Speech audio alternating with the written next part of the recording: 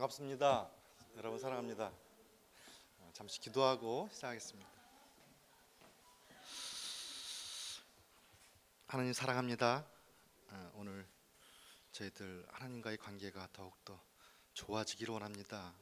세상 가운데서 이 하나님께서 완벽하게 해주신 이 세상을 마음껏 누리고 다스림을 저희들 잊지 않고 회복되어 그야말로 세상 가운데서 본이 되고 아버지 앞에 더 나갈 수 있는 시간이 되기를 원합니다.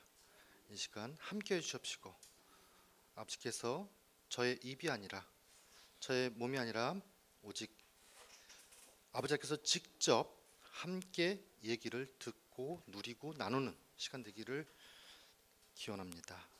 이 모든 말씀 예수님 이름 받들어 감사하며 드렸습니다. 반갑습니다. 한 달 전에 제가 설교 요청을 받고 이걸 어떻게 해야 되나 일단은 이제 기도하겠습니다 했지만은 제가 차를 14년 동안 레간자를 몰았는데 갑자기 헬리콥터를 운전하라는 지시를 받은 것 같아요. 짧은 기간 내에 비행기를 운전해야 되는 제가 하던 일이 아닌데 어떻게 이걸 할까. 그래서 제가 흉내를 냈습니다. 지난 3주 동안 그 비행 교본도 보고 어떻게 하면 비행기를 잘 운전하는지를 남들 흉내를 한번 내보고 그런 식으로 흉내를 제가 막 내고 있었어요. 그러다 이제 목사님으로부터 카톡 문자를 띡 받았어요. 힘들지? 방법을 알려줄게. 노하우를 알려줄게. 네가 잘하는 걸 해라. 딴 거 하지 마라. 이 말씀을 듣고 제가 준비하던 것을 다 찢어버렸어요. 그리고 다시 시작했습니다. 지난 한 주간에 이제 기도하면서 기도 중에 다음 같은 이제 기사를 본 거예요. 서울신문에 나왔더라고요.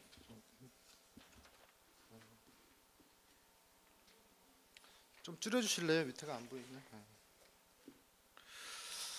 시조새에 대한 얘기가 나왔어요. 시조새. 여러분 시조새 다 뭐 아시는 분도 있고 모르시는 분도 계시겠지만은 지난 그 고등학교 과학 교과서에 이제 출판되는 실려 있는 이제 진화론에 대해서 작년 12월에 교과서 진화론 개정 추진 위원회가 건의를 했어요.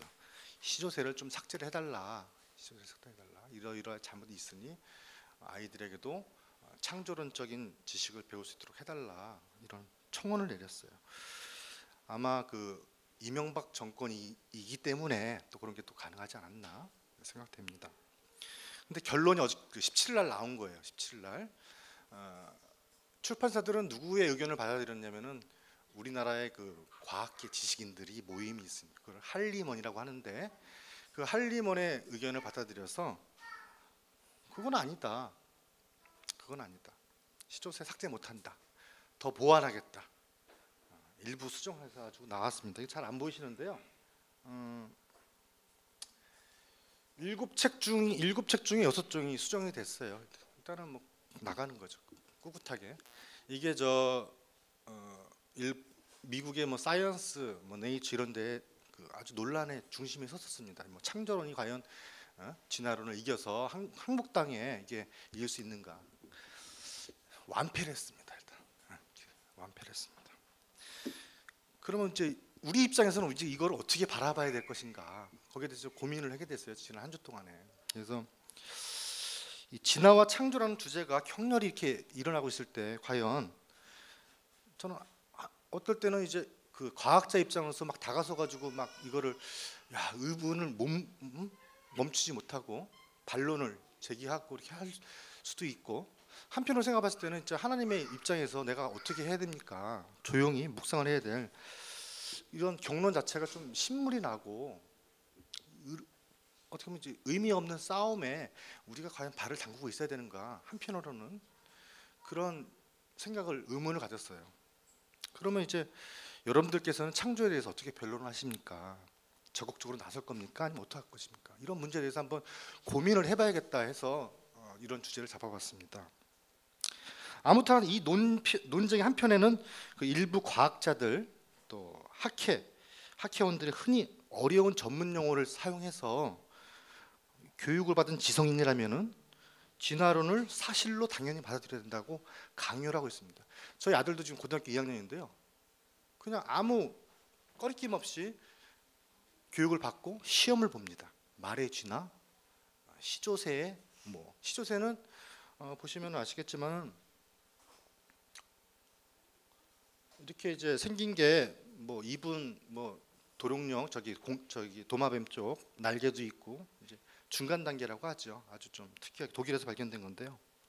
이것이 좀 그 진화론의 연골고리를 갖다 이제 알려준다 해서 되게 거의 신성시하는 표징입니다. 표징. 근데 이제 그 교과위에서는 이거 외에도 16가지를 갖다가 바로 잡아야 된다고 이제 건의를 했었어요. 근데 이게 다 묵살되고 어떻게 보면 더 보완이 됐죠. 더 보완이 됐습니다. 다른 한편에서 우리 입장에서 봤을 때요, 신앙자 입장에서 봤을 때는 그에 못지않게 도도한 일부 종교인들이 감정을 섞어가지고 잔뜩 진정한 믿음을 가지고 있다면 자기들이 만들어낸 창조론에 대해서 동의를 했다고 말합니다. 근데 이 창조론이 보시면은 저도 처음 알았는데 너무나도 다양한 창조론이 있습니다. 창조론이 많은 한편에 많은 합리적인 사람, 제가 봤을 때는 민걸 목사님 같은 경우 같아요. 그런 극단적인 견해 등에 등을 돌리고 하나님의 존재에 대해서 문제를 논할 때는 독선적이고 독단적인 주장을 할 것이 아니라 그보다는 마땅히 좀 나은 태도를 취해야 되지 않는가. 그게 오늘 제가 하고 싶은 말씀입니다. 이 문제는 논쟁거리에 불과한 것이 아니고요, 단순히 지적 호기심에 접근할 문제도 아니고 우리의 생명과 우리의 미래에 직접적으로 영향을 미칩니다. 매우 중요한 문제죠. 여러분들 다 아시겠지만은 하나님 말씀 창세기 1장 1절 아까도 말씀드렸죠. 3번이나 하셨지만은 이것만큼 유명한 아마 성구는 없을 것입니다. 이렇게 간단하면서도 장엄한 문장을 통해 성경은 창조주 하나님을 우리에게 소개를 해주십니다. 이 첫 구절은 하나님이 우리가 살고 있는 이 지구를 비롯한 광활한 우주의 창조주이심을 밝혀주시고 계십니다. 그 이후에 이어지는 구절들, 1장 1절 이후의 구절들은 여러 가지 기간 상징적인 비유의 날들이 계속되는 동안 하나님께서 지구를 우리의 살 집으로다가 준비를 해놓은 자연의 경이로운 창조의 과정들을 설명해 줍니다. 먼저 그러면 우리가 태초에 대해서 한번 살펴볼게요. 태초에 대해서. 태초. 천지가 창조된 때를 말합니다. 히브리어로 때를 나타내는 전치사 배와 시초라는 뜻의 레시트가 합성돼서 바로 그 시초라는 뜻으로 시간을 초월한 만유의 처음입니다. 만유의 처음. 창세기 1장 1절 시간의 출발점을 뜻합니다. 반면에 요한복음의 1장 1절에 또 나오죠. 태초. 요한복음에 나온 태초는 태초에 말씀이 계시니라 이 말씀이 하나님과 함께 계셨으니 이 말씀은 곧 하나님이시라. 여기에 태초는 약간 틀리는데요.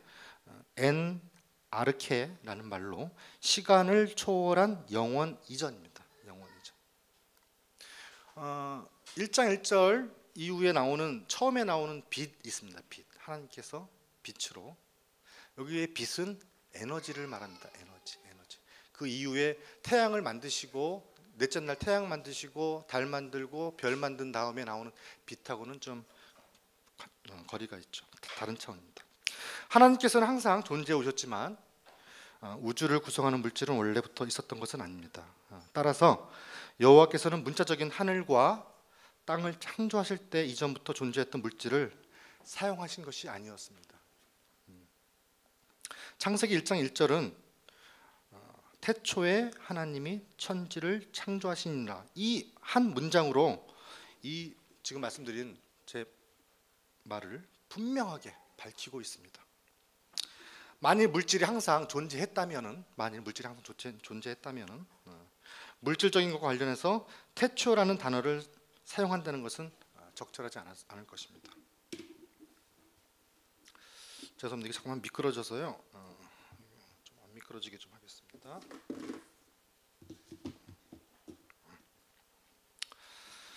땅을 창조하신 후에 그 다음에 흙으로 각종 들짐승들과 공중의 각종 새를 지으셨고 땅의 흙으로 사람을 또 지으시고 그 코에 생기를 불어넣으셔서 사람이 이제 산 영혼이 되었죠. 여기에 적절하게도 시편 33편 6절에는 다음과 같이 알려줍니다. 여호와의 말씀으로 하늘이 지음이 되었으며 그 만상을 그의 입 기운으로 이루었도다. 이렇게 말씀을 해주시죠. 욥기서 한번 보겠습니다. 욥기서 38장 4절부터 한번 보시겠습니다.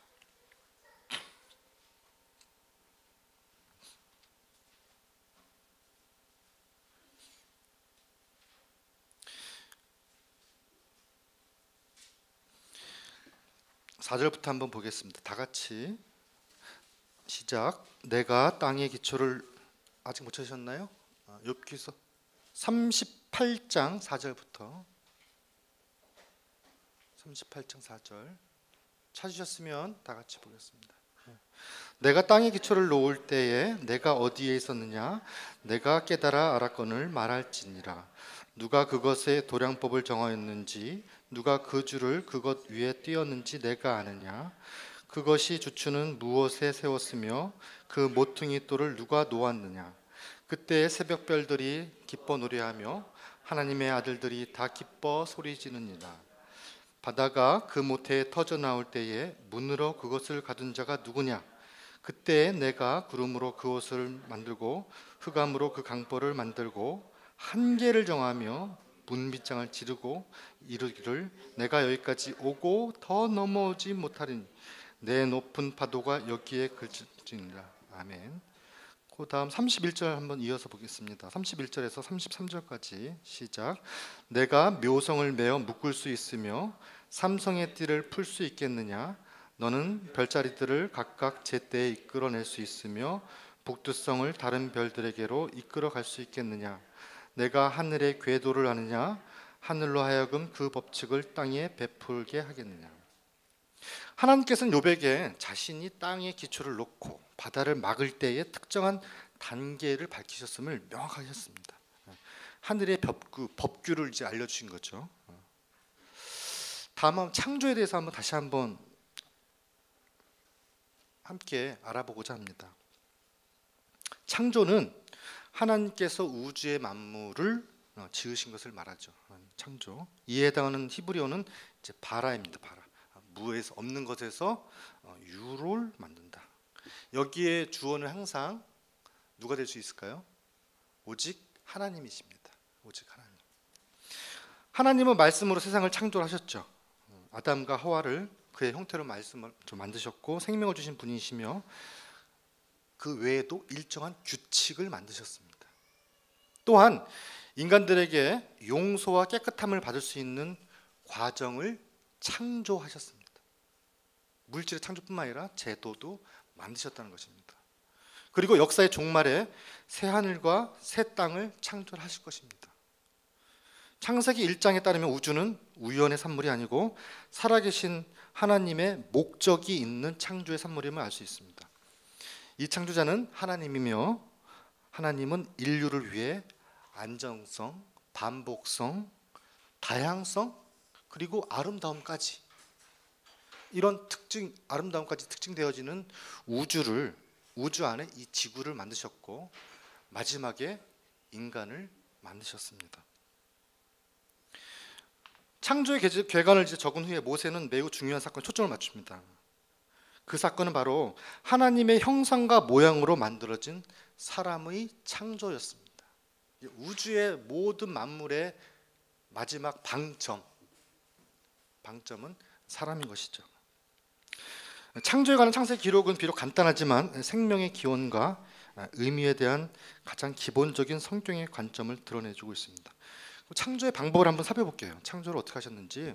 기록은 하나님이 이르시되 뭐뭐가 그대로 되니라. 하나님이 이르시되 그대로 되니라라고 단순한 진술이 시적으로 반복됩니다. 시적으로 반복됩니다. 이 프롤로그 자체는 매우 아주 치밀하게 구성되어 있어요. 하나님이 10가지 명령을 하시는데요. 8가지의 창조 역사를 이루시고 이 기간은 6일입니다. 6일. 첫날 빛을 만드시죠. 둘째 날 하늘 바다, 셋째 날 땅과 식물. 요 첫날, 둘째 날, 셋째 날은 그 다음 날인 넷째 날, 다섯째 날, 여섯째 날과 일치가 됩니다. 그래서 첫째 날 빛을 만드시고 이 빛들, 넷째 날 빛들, 해, 달, 별, 해, 달, 별을 만들죠. 이거 매칭이 되는 겁니다. 그리고 둘째 날 만드신 하늘과 바다는 다섯째 날 만드신 새와 물고기랑 매칭이 됩니다. 그리고 셋째 날 만드신 이 땅과 식물들은 여섯째 날 만드신 땅의 짐승들, 마지막 사람들, 이렇게 연결이 되어 있습니다. 그리고 일곱째 날 쉬게 되시죠. 시편 기자는 그가 말씀하실 때 이루었으며 명령하심에 견고히 섰도다라고 이야기를 하십니다. 이사야 선지자는 아주 시적으로 표현하고 있는데요. 우주를 하나님의 손으로 친히 만드셨다고 표현을 합니다. 히브리서 11장 3절에는 그것을 믿음으로 모든 세계가 하나님의 말씀으로 지어진 줄을 우리가 하나니 보이는 것은 나타난 것으로 말미암아 된 것이 아니니라. 사도 바울은 믿음에 대해서 이렇게 고백을 하고 있는 것입니다. 창세기 기록은 우주가 수억 년 전에 원인을 알 수 없는 폭발을 통해서 우연히 존재했다고 보는 일반적인 세속적인 관점과 충돌을 하고 있습니다. 이런 견해들은 생물을 우연히 무생물로부터 발견한 것이라고 추정하며 지구의 복잡한 생물들은 단세포 동물로부터 출발해서 복잡한 진화를 거쳐서 우리의 인간의 몸으로 되었다라고 가정을 하고 있지만 이와 달리 성경은 우주는 주의 깊게 도안된 창조물이며 인간도 하나님의 형상과 모양으로 창조를 받았다고 밝혀줍니다. 우리가 혼돈하고 있는 이 창조에 대해서 많은 다양한 창조론을 유발시키고 있는 것은 창조의 시간에 대해서 잘 몰라서 이런 것들이 일어나고 있습니다. 그래서 여기 잠깐 창조의 시간에 대해서 한번 알아보도록 하겠습니다. 창조 활동을 한 6일 동안 각각의 날에 이룬 일을 간략히 기술하면 다음과 같습니다. 모두 똑같아요. 저녁이 되고 아침이 되니 첫날이니라.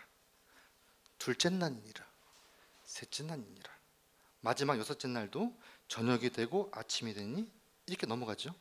각각의 창조의 날의 길이가 24시간이 넘기 때문에 이 표현은 문자적인 밤과 낮에 적용되고 있는 것이 아닌 것 같다. 한번 여러분들 의견 한번 듣고 싶어요. 태초에 6일이 하루가 24시간이었다라고 생각하시는 분 한번 손 한번 들어보십시오. 아닐 것이다. 아닐 것이다. 그러면 몇 년 정도? 1000년? 1000년 정도일 것이다. 2000년. 우주의 나이는 일반 과학자들이 150억 년이라고 생각하고 있습니다. 그럼 우리는 어떻게 여기서부터 문제가 생겨요. 이거를 24시간이라고 만드는 사람들은 이 창조론에 보면은 다양한 창조론들이 있는데요. 잠깐 말씀드릴게요. 어린 지구 창조론자, 늙은 지구 창조론자, 공백 창조론자. 이 사람들은 1절과 2절 사이에 큰 시간적 공백이 있다고 봅니다. 그다음에 하루지질 시대 창조론자, 진보적 창조론자, 지적 설계 창조론자, 진화적 창조론자, 유신론적 진화론자. 아주 다양합니다. 아주. 캐톨릭은 뭘 지지하고 있는지 아세요? 캐톨릭? 창조를 했는데 진화가 그 이후에 관여를 한다는 거예요. 진화론 창조론적 진화론자, 유신론적 진화론자, 이 정도 수준인 것 같아요. 캐톨릭 입장이 그렇습니다. 여기에 대해서는 여러분들 입장을 명확하게 하셔야 돼요. 아까 말씀드렸듯이 이 24시간이 아니다. 이거는 그럼 어떻게 됐나? 왜냐하면 보세요. 해와 달을 언제 창조하시냐면 4일째 창조하셨습니다. 그러면 이제 그 밤과 낮의 24시간의 개념은 지구가 한 바퀴 돌 때입니다. 태양이 있어서. 하나님이 이런 표현을 하신 것은 저녁에는 사물이 분명하지 않지만 아침이 되면 명확하게 식별할 수 있기 때문에 저녁이 되고 아침이 되니라는 표현을 쓰신 것 같습니다. 보통 우리가 인간이라면 아침이 되고 저녁이 되니 하루가 뭐 이렇게 나갔을 텐데 저녁이 되고 아침이 되니 밝히 보이죠. 각각의 창조 기간 또는 날의 저녁, 곧 시작하는 때에 하나님 자신은 그 날에 대한 자신의 목적을 온전히 알고 계셨지만 그것을 관찰하고 있는 천사들은 분명히 알 수가 없었어요. 하지만 아침이 되면 하나님이 그날에 대해 목적하신 것이 그때까지 성취되어 무엇인가 같은 나타나고 온전히 밝혀졌습니다. 성경에는 각각의 창조 기간이 길이가 얼마인지 명시하고 있지 않습니다. 여섯째 날까지에 대해서 저녁이 되고 아침이 되니 여섯째 날이었다라고 기록하고 있지만 하나님이 쉬기 시작한 일곱째 날과 관련해서 이러한 진술은 없어요. 잘 보시면은 일곱째 날에 대해서는 저녁이 되고 아침이 되니가 없습니다. 따라서 일곱째 날은 계속되고 있습니다. 계속되고 있습니다. 일곱째 날은. 또한 일곱째 날 곧 하나님이 쉬기 시작하신 그 날 시작한 지 4,000년 이상이 지난 후 바울은 그날이 여전히 진행 중임을 지적을 했습니다. 히브리서 4장 1절에서 11절을 보시면은 그는 전에 다윗이 한 말과 창세기 2장 2절을 언급하면서 그러므로 우리가 저 안식에 들어가기를 힘쓸지니라라고 강력하게 권하고 있습니다. 이 사도가 살던 시대 때부터 일곱째 날은 수천 년 동안 계속되었고 아직 끝나지 않은 것이죠. 창세기 1장 3절부터 창세기 2장 3절까지 설명해 주는 그 주간은 마지막 날이 안식이므로 이스라엘 사람들이 시간을 나누기 위해서 사용한 주간과 유사한 것입니다. 그들은 하나님의 뜻과 일치하게 주간의 일곱째 날에 안식일을 지켰습니다. 출애굽기를 보면은 일곱째 날은 수천 년 동안 계속되었으므로 창조의 6기간 곧 날은 곧 각각의 길이가 약 수천 년이었다라고 내리는 것이 합리적일 것 같습니다. 또한 하루가 24시간보다 길 수 있다는 것은 창세기 2장 4절을 보시면 알 수 있는데요. 이 성구에서는 모든 창조의 기간을 한 날로 말을 하고 있습니다. 베드로후서 3장 8절에 사랑하는 자들아 주께서는 하루가 1000년 같고 1000년이 하루 같다는 이 한 가지를 잊지 말라라고 베드로의 영감 많은 말로 또 이 점을 시사를 해줍니다. 각각 창조의 날은 단지 24시간이 아니라 그것보다는 더 긴 기간 수천 년으로 보는 것은 지구 자체에서 발견된 증거와도 잘 조화됨을 알 수 있습니다. 그럼 잠시 세상의 진화론자들은 어떤 이야기를 하는지 한번 진화에 대해서 한번 알아보고자 합니다.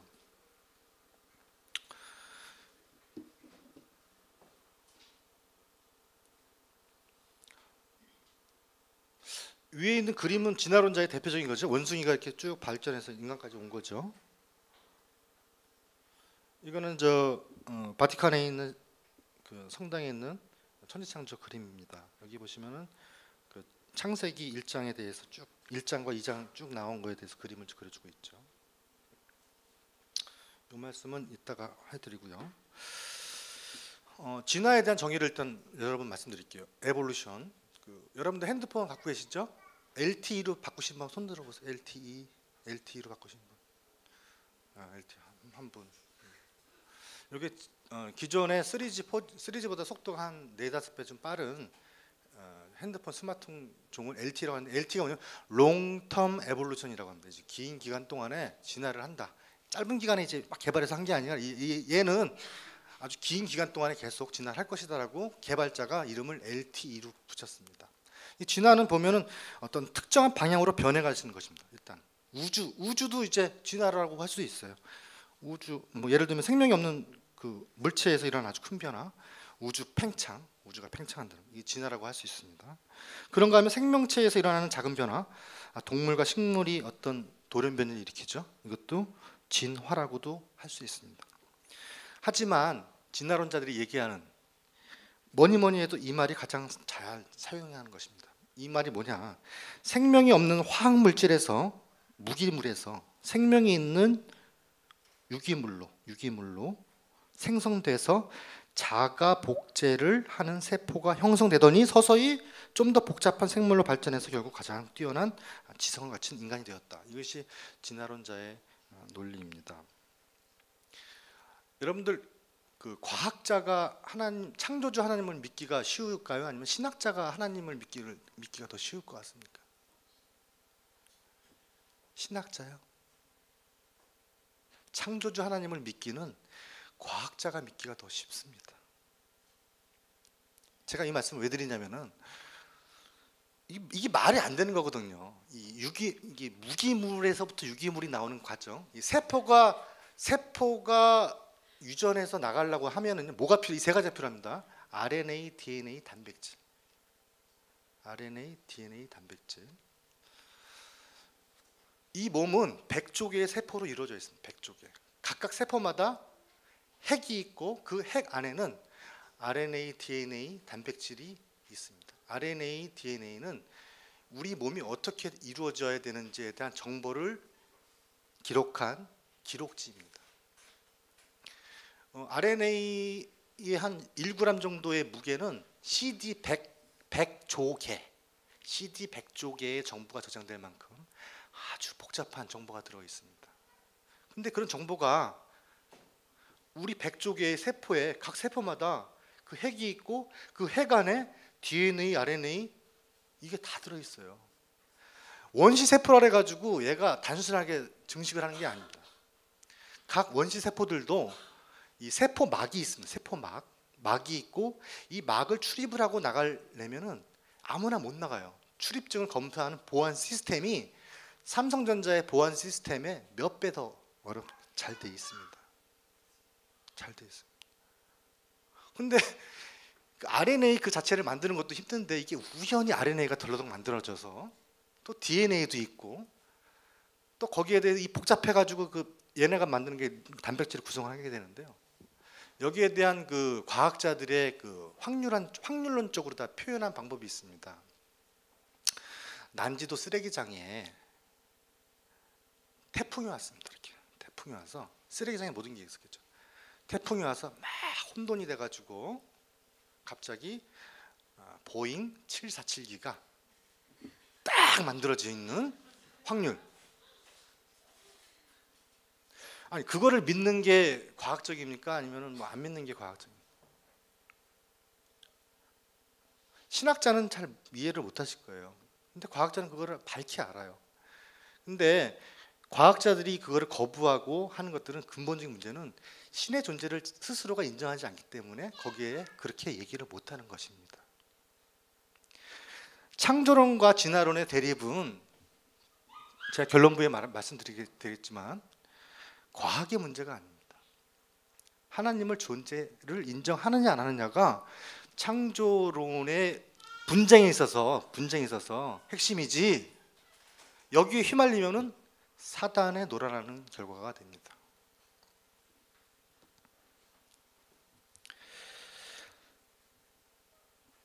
찰스 다윈이 진화론을 대중화시킨 지 얼마 안 돼서 일부 교회에서 하나님에 대한 믿음과 진화론을 수용하는 입장을 냈어요.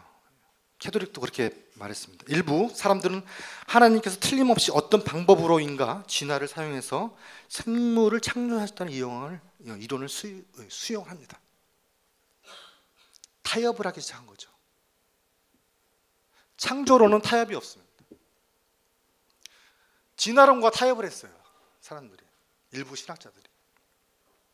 일부 종교는 우주가 하나님께서 미리 정해놓으신 방식으로 발전하고 결국 생명이 없는 화학물질이 생물로 진화하고 마침내 인류가 탄생되었다고도 가르치고 있어요.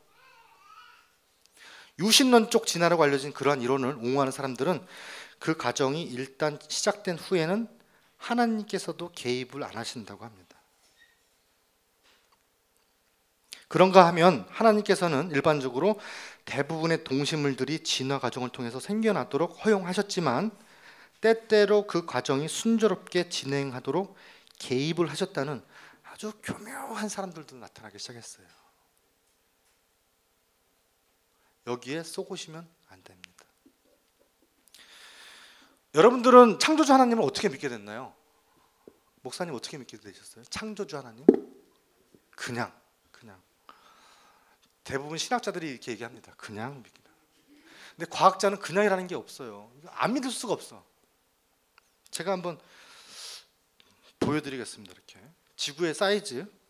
여기 불을 좀 꺼주실래요? 우리가 살고 있는 별, 지구입니다. 아름다운 별. 그 우주 비행사들이 우주로 빡 나가면은 가장 처음 보이는 게 태양이 아니고 달이 아니고 지구가 보인답니다. 아름다운 별 지구가 보입니다. 이렇게 금성이 조그맣고요. 수금지와 목토 천해 명왕성 퇴출됐죠. 수금지와 목토 천 해왕성까지입니다. 해왕성.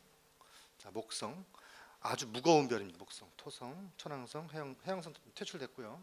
자, 태양의 크기가 얼마냐면은 여기 지구가 보여요? 지구 보입니까, 여러분? 밑에 여기 콩알, 밑에 콩알. 태양의 크기가 이만합니다. 태양이 1억 5천만 킬로 떨어져 있습니다. 하늘로, 우리 지구로부터. 여러분들이 태양을 딱 보면은 그 태양은 4분 30초 전에 날라온 빛이에요. 딱 빛으로 4분 30초 걸립니다. 근데 태양이 옆에 보시면은 사이즈가 얼마나입니까? 콩알이죠, 콩알. 근데 이런 아쿠투루스라는 무식한 별이 있답니다. 저는 처음 봤어요. 근데 이 아쿠투루스 별이 요만해요. 예? 그 별이 요만한데 베델기우스라는 무식한 별이 또 있답니다. 이렇게 무식한 별이 또 있어요. 자, 베델기우스 보세요. 잘 보세요. 베델기우스가 이만합니다. 근데 베델기우스가 이만한데 VV 시퍼이 A라는 별이 또 이렇게. 자, 이거 보이세요? 여기 점. 태양이 요만하면은 지구는 어디 있을까요? 이런 별이 있대요. 자, 요거보다 조금 더 큰 별인데 아까 그 VV 시퍼이보다 이게 VY 캐니스 메이저리스라는 별인데 이게 태양 직경에 1800에서 한 2100배 되는데 이 둘레를 도는 시간입니다. 둘레를 한 바퀴를 도는데 우리가 지구를 우주선 비행기로 한 바퀴 돌려면 한 3일 정도면 돌 것 같습니다. 한 3일 정도. 근데 이제 이게 빛의 속도로 8시간 걸린답니다. 이게 감이 안 오잖아요. 8시간 걸린다는데 그러면 제트기 시속 900km짜리 제트기를 타고 여행합니다. 스타트. 기간이 몇 년이요? 1100년을 돌아야지 내가 출발했던 자리로 오는 크기의 별입니다. 여러분 이 크기가 상상되세요?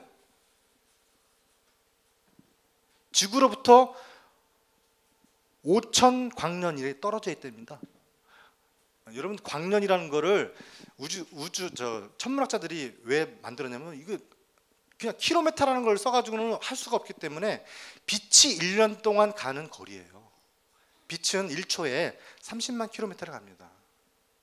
1년 동안 빛이 가는데 얘의 위치는 지구로부터 몇 광년이요? 5천 광년. 이거는 뭐 과학자들도 그렇고 일반 신학자들도 그냥 믿을 수밖에 없는 거죠. 상상이 안 되죠. 근데 이게 아까 그 제일 큰 별이에요. 그리고 이게 그 해왕성의 그 궤도입니다. 해왕성이 도는 궤도. 여기 어딘가에 태양이 있겠죠. 지구가 있고 이 궤도입니다. 여기 이만하게 까맣게 지금 있는데요. 이게 뭐냐면은요, 블랙홀이에요. 블랙홀. 이거 좀 잘 안 보이시는데 NGC 4649라는 이만한 블랙홀이 있습니다. 근데 NGC 그 496이 요만한데 이거보다 더 큰 블랙홀이 이만하게 있어요. 이게 287. 근데 얘는 얼마나 무겁냐면요, 지름 1mm, 지름 1mm, 눈에도 보이던, 이제 여러분 샤프 펜슬 1mm 딱 있죠? 그만한 그 사이즈인데요. 그 사이즈의 크기가 태양보다 무거워요. 이게 도대체 이럴 수가 있냐고요. 태양보다 무거워요. 모든 걸 다 빨아당깁니다, 얘는. 그래서 블랙홀이에요. 만류인력 법칙 아시죠? 뉴턴이 발명이 아닌 뉴턴이 발견한 하나님의 그 법칙. 만류인력을 무시를 하죠, 완전히. 근데 아까 이만했던 블랙홀이 요만해졌어요. 요만해졌는데 여기 보시면 이건 그 해성의 그 궤도고요. 이만한 성운이 있습니다. 성운, 이만한 성운. 아까 그만한 성운이 요만한데 이만한 이제 갤럭시가 또 나오기 시작해요. 자, 아까 그게 이만한데 이만한 게 나오고요. 아까 그게 또 요만해지고 이만한 게 또 나오고 쭉 해가지고 뭐 난리가 났어요. 한두 끝도 없이 갑니다.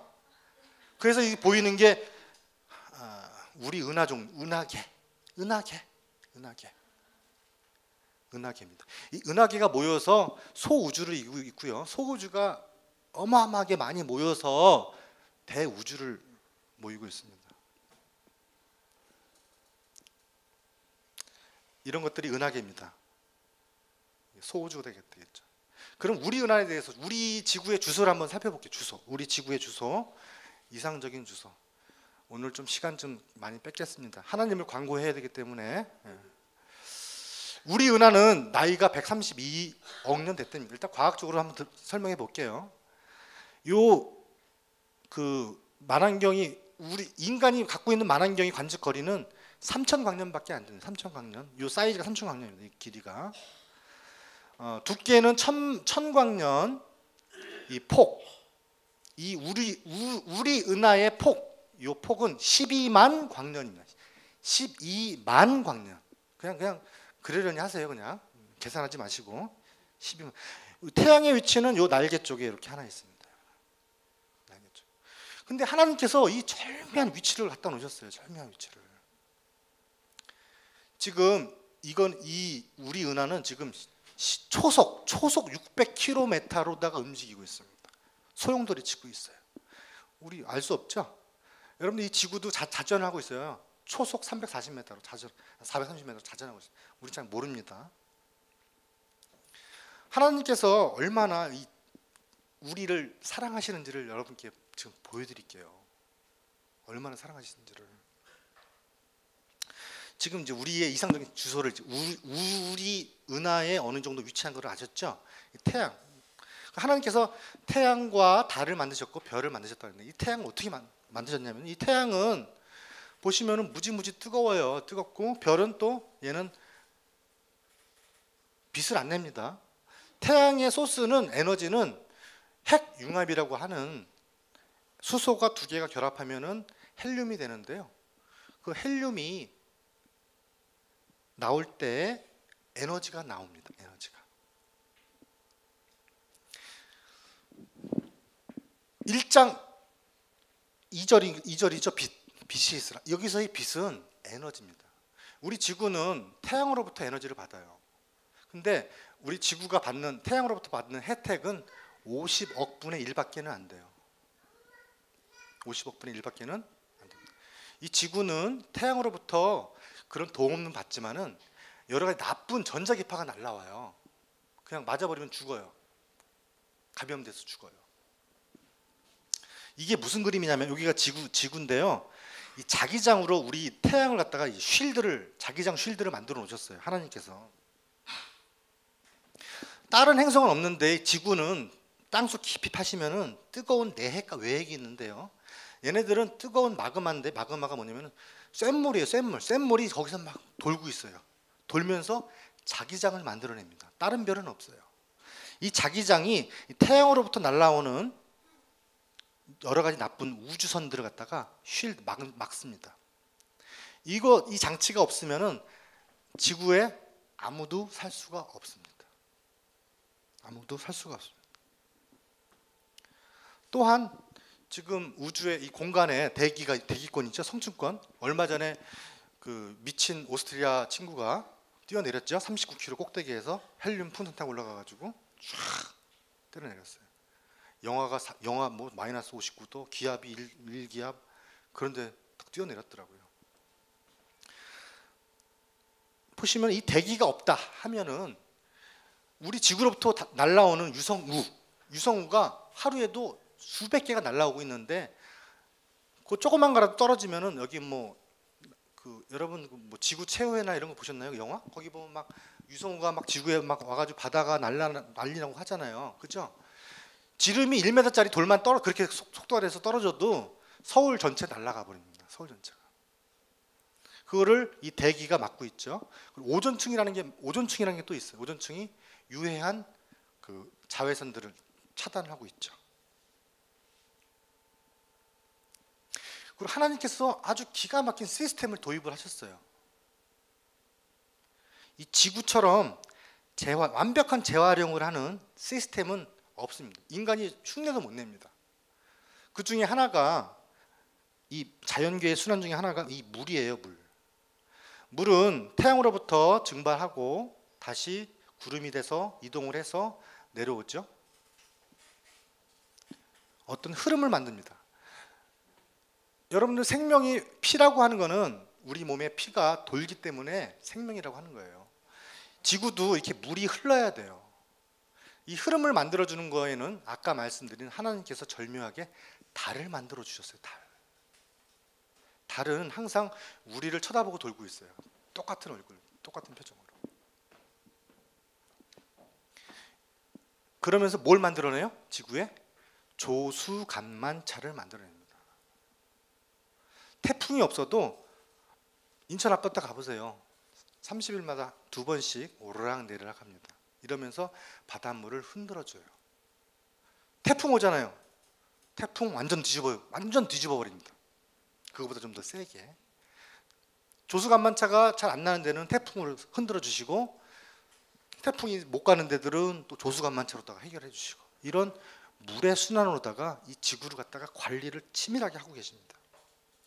뿐만 아니라 더 놀라운 것은, 이거 무지 놀라운 거예요. 광학성 작용인데요. 이거 생물 시간에 여러분 다 배우셨을 거예요. 이 벼가 CO2, 탄산가스하고 물을 갖다가 이용해서 여기에 에너지, 빛, 이거 빛입니다. 빛이 들어오면은 뭐가 나와요? 탄수화물이라는 게 나옵니다. 이 탄수화물은 우리의 뭘로 들어와요? 입으로 들어오죠? 전분, 입으로 들어와서 뭐랑 결합해요? 산소랑 결합해서 이산화탄소하고 물을 만들고 그 다음에 에너지를 만들어냅니다. 결국은 우리가 지금 먹고 마시고 하는 거에 대한 에너지원은 태양이에요. 1장 2절에 얘기하신 그 빛이 우리 몸에 와 있는 겁니다. 이 시스템은 과학적으로 설명할 수 있는 방법이 없어요. 왜냐면 그리고 우리가 이 CO2 내면은 또 이 식물들은 또 CO2를 먹죠. 그리고 뭘 내뿜어요? 산소를 내뿜어요. 식물들은. 그건 또 우리는 뭐 어떻게 해요? 산소를 또 마시잖아요. 식물이 없으면은 이 시스템이 돌 수가 없습니다. 첫째 날, 둘째 날, 셋째 날 기본을 만드시고 넷째, 다섯째, 여섯째 날 쭉 만드실 때 식물을 만드시고 나머지 다 만드신 다음에 사람을 만드셨어요. 이런 시스템을 완벽하게 구축해 놓으셨습니다. 더욱 놀라운 것은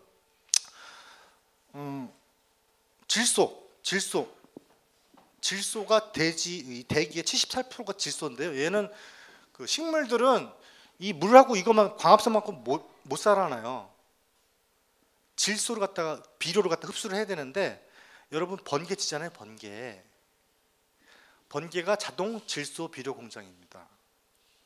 대기의 78%가 질소가 있는데 번개가 뻥 치면서 질소를 물과 섞어가지고 바다로 다 내려줘요. 그러면 식물들은 그거를 비료로 다 먹고 삽니다. 사람들이 내뿜은, 동실들이 내뿜은 이산화탄소를 먹고 하나님이 주시는 빛을 받아서 우리가 먹고 살 수 있는 탄수화물을 만들고 그거를 우리가 먹고 우리는 CO2를 내뿜고 산소를 먹습니다. 이 사이클은 사람이 흉내가 낼 수 없는 사이클입니다. 이 광합성 작용을 갖다가 인위적으로 만들 수 있는 사람은 아무도 없습니다. 이 외에도 전도서 1장 9절 보시면은 이미 있던 것이 후에 다시 있겠고 이미 다 한 일을 후에 다시 할지라 해 아래는 새 것이 없나니. 저는 그 건설회사에서 터널 공학을 전공하는 이제 공학 엔지니어입니다. 저희 직원들 논문 쓸 때도 그랬고 제 논문의 후기에도 그렇고 하나님이 만들어 놓은 창조물에 대해서 조금 원리를 조금 알고자 하는 노력이었다. 새로운 거 알라고 하지 마라.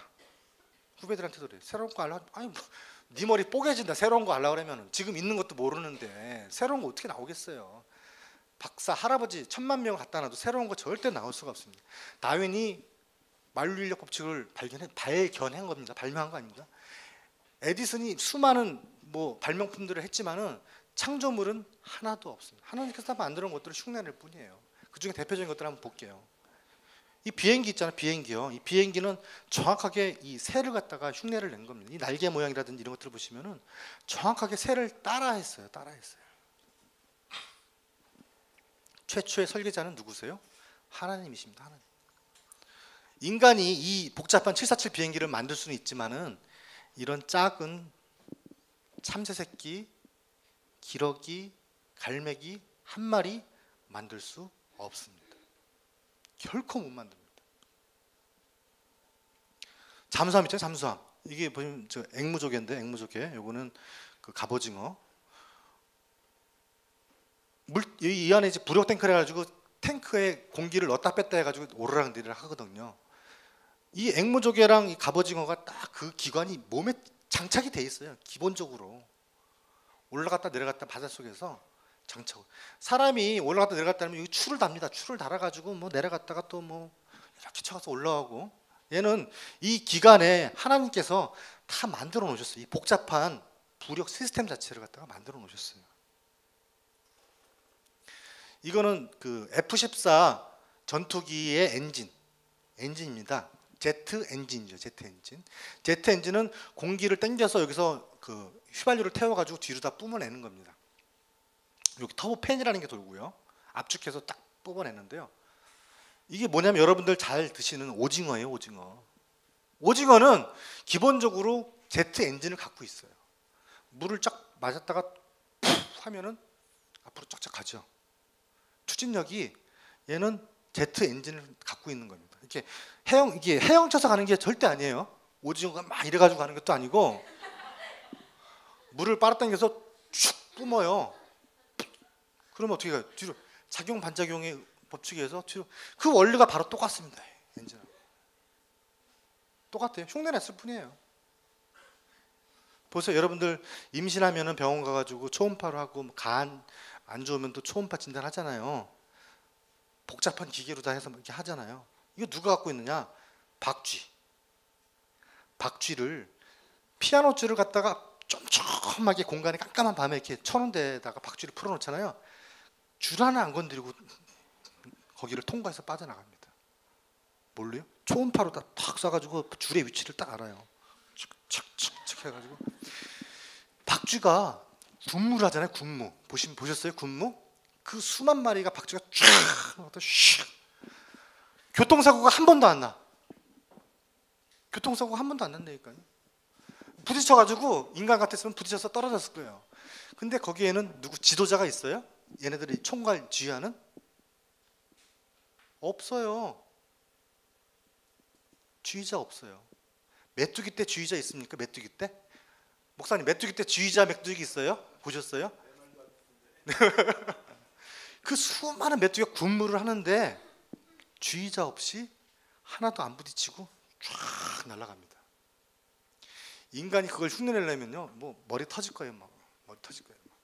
지금 저 고속도로에 사람이 이제 잠을 자도 그 차가 갈 수 있도록 그런 시스템을 지금 만들고 있어요. 제가 크루즈 기능, 지금 기초적인 크루즈 있잖아요. 차들이 서로 안 부딪혀요. 다 지능들이 있어서 도로가 앞으로 그런 식으로 갑니다. 고속도로에 그냥 주무시면 그냥 도착하는 때가 올 겁니다. 메뚜기들은 기본적으로 그걸 갖고 있다니까요. 그거를 크루즈 시스템을 갖고 있어요. 자, 더욱 놀라운 겁니다. 이게 흰 개미집이에요. 개미집이요. 흰 개미집. 제가 이제 건설기술연구원을 다니는데 저희 그 연구원이 일본에 20년 전에 지었는데 일본에 가가지고 훔쳐왔어요. 기술. 얘네는 어떻게 하나? 여름에 공기를 땅속에 이렇게 공기를 집어넣어요. 여름에는. 땅은 어때요? 시원하잖아요. 공기를 이렇게 여기 통로에서 공기를 집어넣어가지고 이거를 통해서 냉방을 합니다. 냉방. 그러면은 에너지가 3분의 1밖에 안 들어요.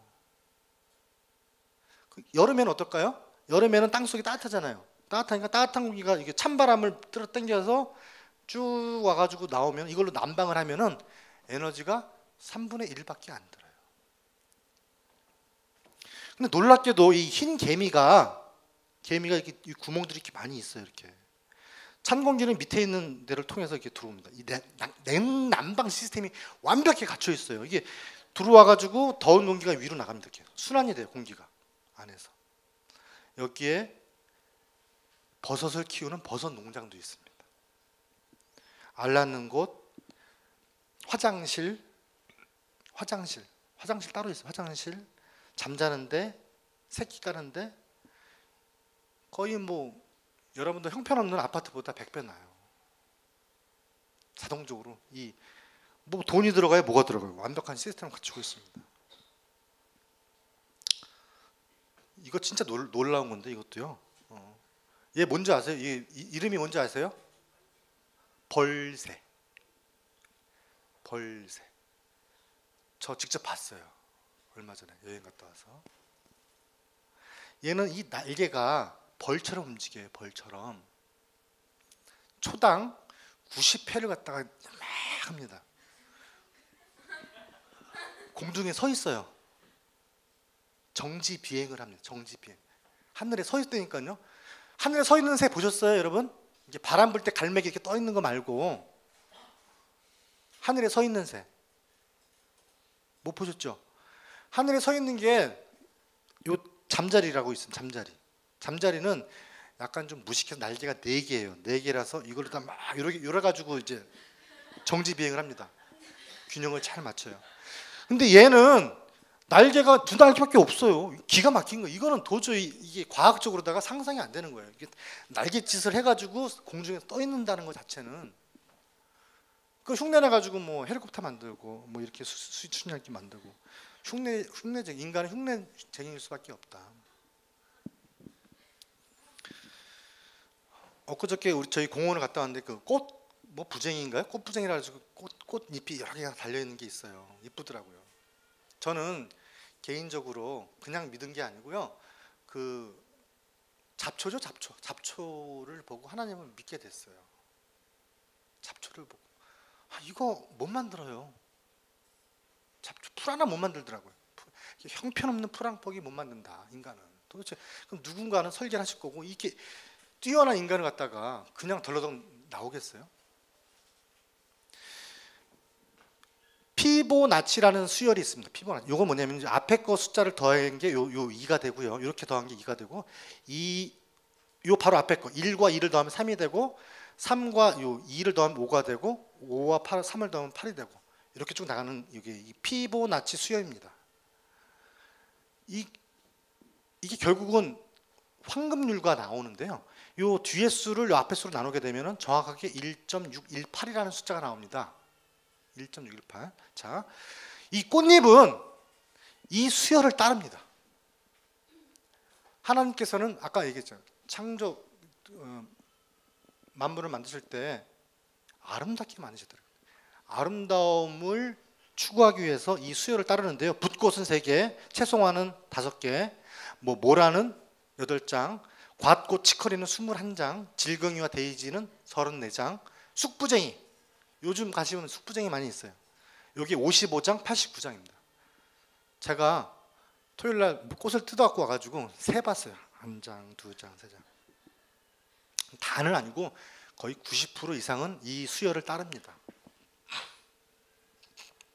이 수열을 따르는 놀라운 식물 중에 하나가 여기 보시면 해바라기인데요. 해바라기는 여기 씨가 오른쪽으로 이렇게 줄줄이 져서 이렇게 돼 있고요. 왼쪽으로 또 져서 이제 돼 있습니다. 근데 이 오른쪽으로 소용돌이 치는 거의 숫자하고 왼쪽으로 소용돌이는 숫자가 반드시 34, 55, 55, 89 요 2개 숫자가 이렇게 이웃한 2개 숫자가 이루어져요. 이거는 아까 보신 앵무족에 돼요. 그 잠수함을 흉내낸 앵무족에 이 피보나치 수열을 갖다 정확하게 1, 2, 3 이게 점점 키워나가는 겁니다. 키워나가면은 이런 아름다운 모양이 나옵니다.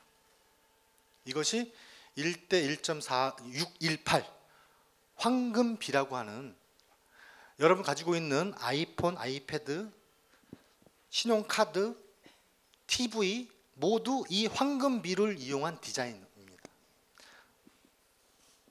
하나님께서 다 만드신 거예요. 하나님께서 다 만드신 이런 숫자로 다 배열하면은 너무나 아름답단다. 너무나 아름답단다. 인간이 그걸 보고 흉내를 내서 만든 것이 저 황금입니다. 여러분 갖고 있는 명함, 신용카드. 신용카드의 가로의 비와 세로의 비를 딱 재면은 요 비예요. 1.618. 모든 애플에서 나오는 전자제품, CI 다 이 원칙에 기준해서 디자인을 하고 있습니다. 결국은 우리는 최초의 창조자이신 하나님, 대해서 흉내만 냈을 뿐입니다. 불 좀 켜주시고요. 그 외에 뭐 아무것도 먹지 않고 1년 동안을 헤엄쳐서 가는 장어, 1년 동안 아무것도 안 먹어도 산답니다. 장어. 그리고 토마스 에디슨이 전구를 발견했지만은 열을 내지 않는 효율 100%의 해면동물, 균류, 박테리아, 발광벌레 이런 것들이 있습니다. 2주 보통 3,000km, 6,000km를 갔다가 이제 이동하는 철새들이 있는데요. 머리에 나침판이 있어요. 얘네들이 가보지도 않은 데를 날아갑니다. 태어나서 난 가보지를 않았는데 거기가 어딘지를 미리 프로그래밍을 다 해놓으셨어요. 편서풍이 있는지 없는지를 모르잖아요.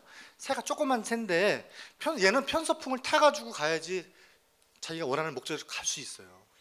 무조건 위로 올라가는 새가. 그리고 편서풍이 오면은 거기에 맞춰가지고 쭉 떨어져요. 그렇지 않고 자기 힘으로 다 가다가는 떨어져서 죽습니다. 아니 편서풍이 있는지 없는지를 어떻게 새가 아냐고요. 미세한 박테리아는 회전식 모터를 갖고 있답니다. 남자가 갖고 있는 정자 있잖아요. 정자가 그 치고 나가는 그 모습, 현미경으로 모습 보셨어요? 그 원세포 동물의 선모 하나 달려 있는데 무슨 에너지가 있어서 먹고 살겠다고 꼬리를 치고서 쫓아갑니까? 그 긴 거리의 여행을. 그렇게 설계를 해놓지 않으면 안 된다는 거죠. 난소 첫 번째 정자가 딱 도달하면은 쉴드가 딱 막히지 않습니까? 그런 시스템을 과연 그냥 아무 생각 없이 그냥 우연히 나왔다고 그렇게 한다는 것 자체가 제가 봤을 때는 과학자가 얘기할 수 있는 건 아니고 비과학자, 신학자들이 얘기할 수 있는 것 같아요. 시편 104편 24절 여호와여 주께서 하신 일이 어찌 그리 많으신지요. 주께서 지혜로 그들을 다 지으셨으니 주께서 지으신 것들이 땅에 가득하나이다. 그러면 이유가 있지 않습니까? 이렇게 하나님께서 말씀하신 게. 욥기에 또 이런 말이 나옵니다.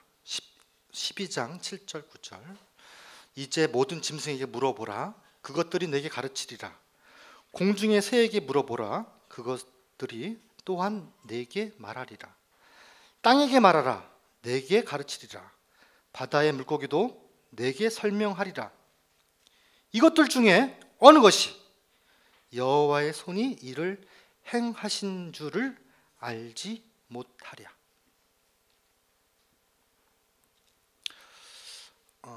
하나님을 알지 못하는 진화론자가 불쌍한 거죠. 거기에 논쟁에 말려 있는 창조론자들이 불쌍한 것은 아닙니다. 더 불쌍할 수도 있죠. 지금까지 여러분들 보셨지만은 창세기와 현대과학은 서로 다른 질문들을 하고 있어요. 창세기는 하나님이 누구신지 그리고 그분과 이 세상과 어떤 관계를 맺으시는지를 설명하고 있습니다. 반면에 과학은 하나님이 주신 이런 법칙들, 자연현상을 설명해 주는 법칙들을 명료하게 밝히고자 하는데 의의를 둬요. 더 한 걸음을 못 내딛습니다. 절대로. 과학자들은 이 법칙들로 시작해서 엄청난 우주의 발전 과정을 거꾸로 추적해 나가고 있습니다. 카오스, 빅뱅, 우주가 어떻게 됐을까? 과학적으로 생각을 하는 거예요. 아까 보셨지만 그 우주의 크기 머리로 상상할 수 있겠어요? 그 블랙홀 1mm 되는데 태양보다 무겁대. 이게 상상이 되냐고요. 이것들은 창조주의 무한한 능력과 지혜를 의식은 하게는 해주지만 결코 하나님의 창조 목적이나 그의 속성을 설명해 주지 못합니다. 창세기는 인간과 인간의 복지가 하나님의 최고의 관심사라고 선포를 하셨습니다. 따라서 우리는 하나님의 창조 목적, 의도에 주목을 해야지 이 목적과 상관없는 과학적인 논쟁으로 이것을 해결하려고 하면 안 됩니다. 오늘 제가 여러분께 드리고자 했던 제목, 창조에 대하여 변론할 수 있는가? 창조에 대하여 할 수 있고 없고의 문제가 아니란 얘기입니다. 할 수 있고 없고 문제가 아닙니다. 이것으로 오늘 제 말씀을 마치고요. 마무리를 여러분 다 아시는 찬송가 79장 다 같이 찬양하고 마치도록 하겠습니다.